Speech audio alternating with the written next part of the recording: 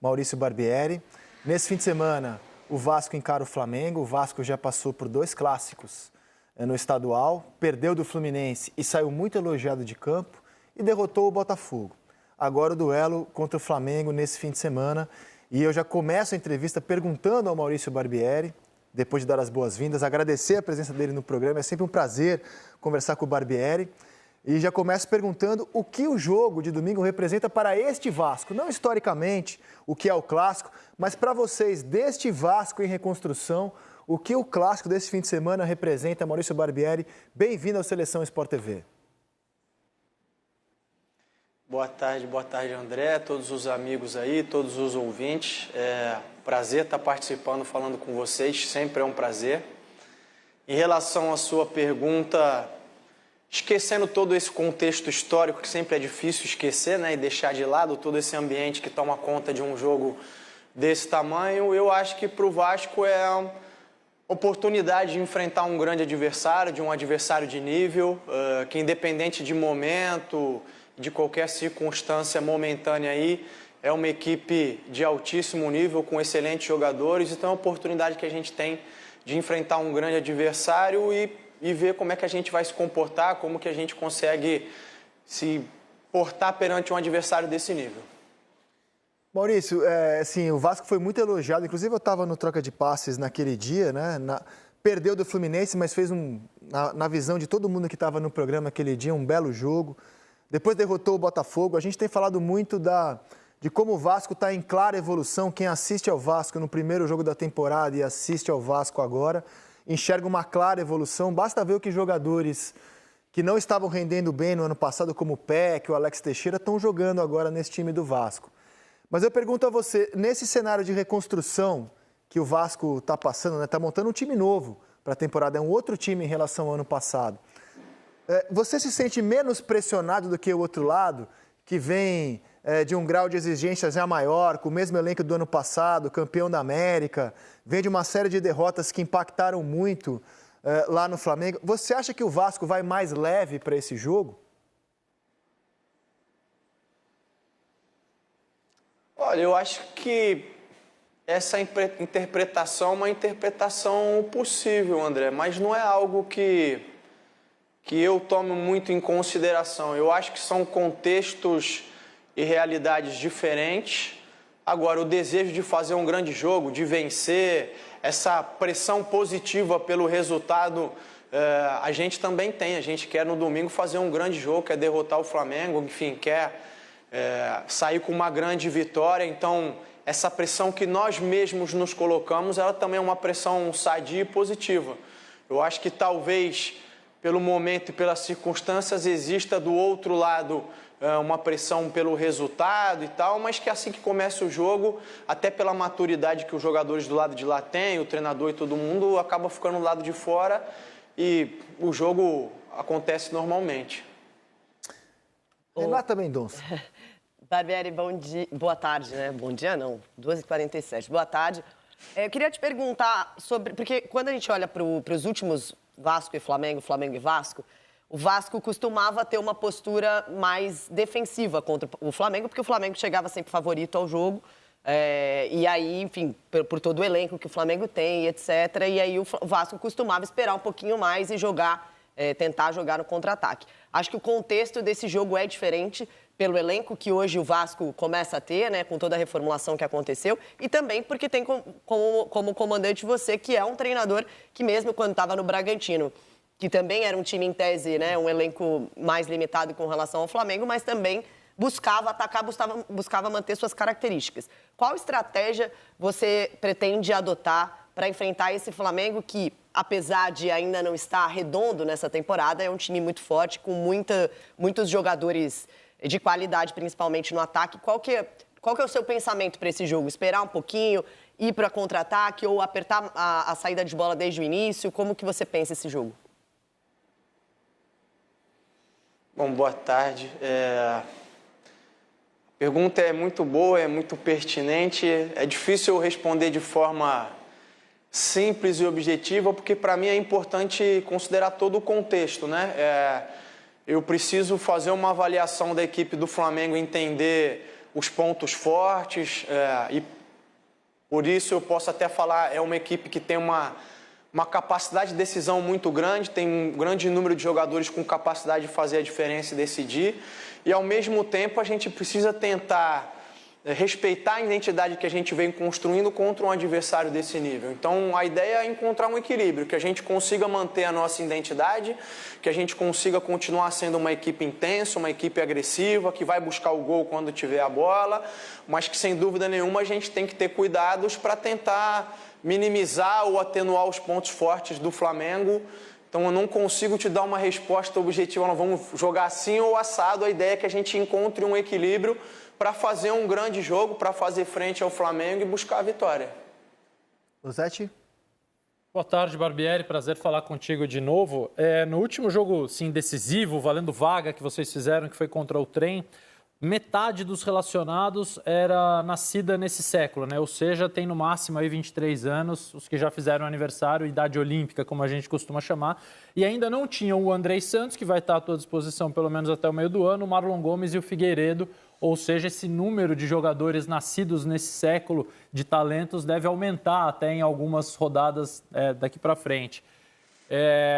Como é trabalhar com as naturais oscilações que um elenco com essa característica tende a oferecer e tende a ter ao longo da temporada. E também por isso eu queria que você falasse do Alex Teixeira, que me parece que começa o ano muito melhor do que terminou o ano passado, né? Um pouco mais de liberdade, jogando um pouco mais próximo do Pedro Raul, um jogador experiente, já com mais de 30 anos, e que eu imagino que também sirva como um pilar, não só técnico, mas para ajudar essa garotada toda. Boa tarde, Losetti. Prazer falar contigo sempre também. Em relação a esse grande número, né, de jovens, para mim sempre é uma satisfação especial poder trabalhar com jogadores que vêm nesse processo de transição, e é sempre importante lembrar que é um processo.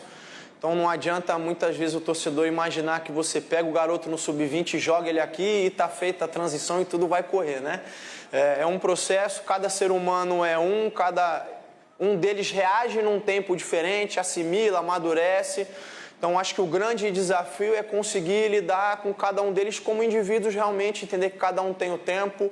O André e o Marlon acabam tendo uma maturidade maior por ter tido essa experiência do sul-americano, por estar frequentando a seleção.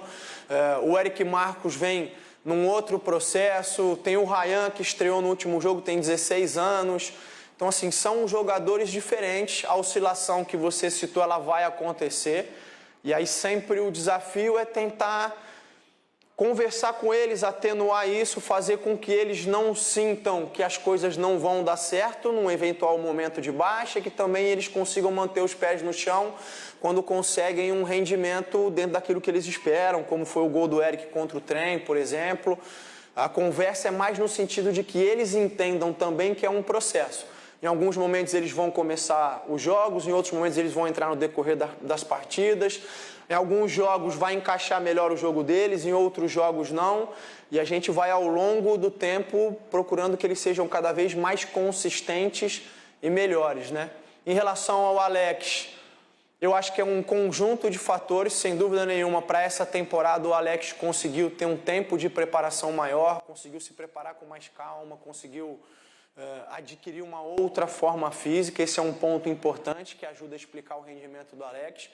Mas eu acho que um outro ponto fundamental, sem dúvida, é ele estar encontrando uma equipe que é cada vez mais encaixada, organizada. Isso permite a ele também fazer com que o seu jogo flua melhor, né? Sempre para o jogador é muito mais fácil ele conseguir aparecer, ele conseguir desenvolver o trabalho dele, quanto mais estiver harmonizada e encaixada a equipe. Eu acho que a gente tem conseguido fazer isso nesse início de temporada, e também por isso o Alex tem conseguido se destacar e tem ajudado a gente demais nos últimos jogos. Espero que continue ajudando até o final da temporada. Cara, o que o Alex Teixeira já jogou nesse comecinho, né? O Vasco tem 10 jogos na temporada. 6 vitórias, 2 empates e 2 derrotas. Mas o que o Alex Teixeira jogou até aqui, e eu acrescento o Gabriel Peck também.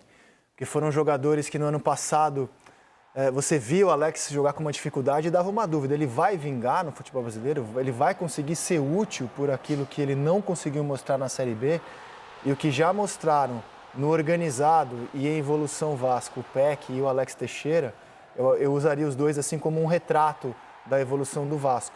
Aquilo que eles não conseguiram jogar no passado e aquilo que eles já conseguiram mostrar nesse comecinho de temporada num Vasco que claramente está muito melhor do que estava quando terminou o ano passado. Carlos Eduardo Lino? Barbieri, boa tarde. E o que você está falando serve para ilustrar o que eu vou perguntar agora para o Barbieri, porque você olha para o Alex Teixeira do ano passado e pensa que talvez o Vasco devesse não substituí-lo, mas arranjar mais jogadores para essa posição. Você vê o Peck e pensa do ano passado que o Vasco talvez precisasse de outros jogadores. Imprensa vive falando em contratação, torcedor vive falando em contratação. Você não é o tipo que coloca isso em entrevistas, Barbieri, eu acompanho bastante suas coletivas. Pelo contrário, você valoriza os jogadores que você tem na mão.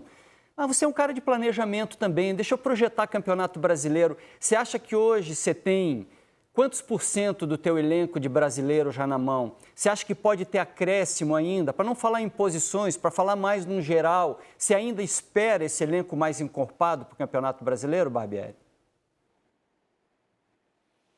Boa tarde, Lino. Eu não vou falar em porcentagem, porque acho que é um pouquinho complicado, mas vou responder de forma objetiva a sua pergunta. Eu tenho certeza que a gente precisa, sim, de mais reforços. A gente está trabalhando nesse sentido. Eu respondi isso em outras oportunidades. A gente não considera o elenco fechado, a gente considera que ainda está em processo de formação de elenco. A gente tem falado muito da formação de uma identidade, de um modelo de jogo, e claro que as duas coisas caminham juntas, mas fazendo uma separação, vamos dizer assim, didática, a gente ainda não completou essa fase de formação de elenco, A gente vem com esse elenco construindo uma forma de jogar, construindo uma maneira, um modelo e tentando consolidar isso ao longo dos jogos, mas a gente entende sim, e eu posso falar isso com a maior tranquilidade porque é um pensamento que é meu, que é do Paulo, que é do Abel, e a gente entende que precisa sim de mais algumas peças, de mais gente para reforçar esse elenco, e a gente está trabalhando nesse sentido. É uma alegria, é uma felicidade poder ter o retorno do Andrei nesse momento, porque é um jogador de um potencial e de um talento enorme, então ele vem ajudar a gente nesse sentido, mas a gente já sabe que tem aí a princípio um prazo de validade, vamos dizer assim, para a gente poder contar com ele. Então a gente também precisa se preparar para essa eventual saída, assim como para a chegada de outros reforços que venham qualificar esse elenco que vem dando uma resposta muito positiva. Quando eu digo isso, posso dizer com tranquilidade, porque eu estou muito feliz com tudo que os jogadores que estão aqui têm apresentado, com a evolução, com o desenvolvimento, com a entrega, com a assimilação do trabalho, mas é claro que a gente sabe que daqui para frente os desafios vão ser cada vez maiores e a gente precisa estar pronto para fazer frente a eles. Já que você citou o Andrei, Barbieri, queria te perguntar sobre o jogador. Ninguém aqui questiona a qualidade do Andrei, que acho que seria titular hoje em qualquer time brasileiro? Possivelmente. Então, assim, a qualidade dele e ainda mais a identificação dele com o Vasco falam por si. No entanto, no melhor dos mundos, segundo o levantamento do GE nessa semana, ele fica só até a 12ª rodada do Campeonato Brasileiro. Então, eu queria te perguntar como você pretende lidar com isso, porque você monta um time, ele tem um super encaixe com o Andrei, você já perde o jogador logo com um quarto de campeonato, digamos assim, um pouco mais de um quarto. Como o treinador pretende lidar com a situação? Olha, eu respondi isso numa outra oportunidade. Eu acho que o maior desafio, ou o grande desafio, é a gente conseguir colocar, claro, o Andrei para jogar, fazer com que ele ajude a equipe do Vasco sem criar uma dependência do Andrei. Se a gente eventualmente viesse a criar uma dependência do jogador, sem dúvida nenhuma seria um cenário, vamos dizer assim, desequilibrado. Posso falar dessa maneira, não ruim, Porque poder contar com ele enquanto ele estiver com a gente aqui, sem dúvida, sempre vai ser positivo. Então o desafio é que a gente consiga fazer com que o Andrei entenda a nossa forma de jogar, com que ele possa contribuir, com que ele possa ajudar a gente a ser mais competitivo e mais forte durante a estada dele aqui, sem criar uma dependência dele. Assim, no momento oportuno, ele saindo e a gente tendo que usar outro jogador ali, a gente tem um modelo mais consolidado, tem uma identidade mais consolidada, continua sendo uma equipe competitiva e o Andrei pode seguir a carreira dele, que tem tudo para ser brilhante. Barbieri, muito obrigado. Você vê, ele tem 41 anos, é um jovem treinador e vai ter domingo já a experiência de ter dirigido as duas equipes do Clássico, Flamengo e Vasco. E com 41, até outro dia, era o técnico mais longevo do futebol brasileiro num clube. Você vê como o batismo de fogo aqui é rápido para os treinadores, né? Barbieri, que seja um grande jogo, que seja um... Caiu o retorno, ele não me ouve, então peço que a nossa produção agradeça ao Vasco, agradeça ao Barbieri pela entrevista, dê um abraço nele em nome do programa. Foi muito bom ouvir o treinador do Vasco.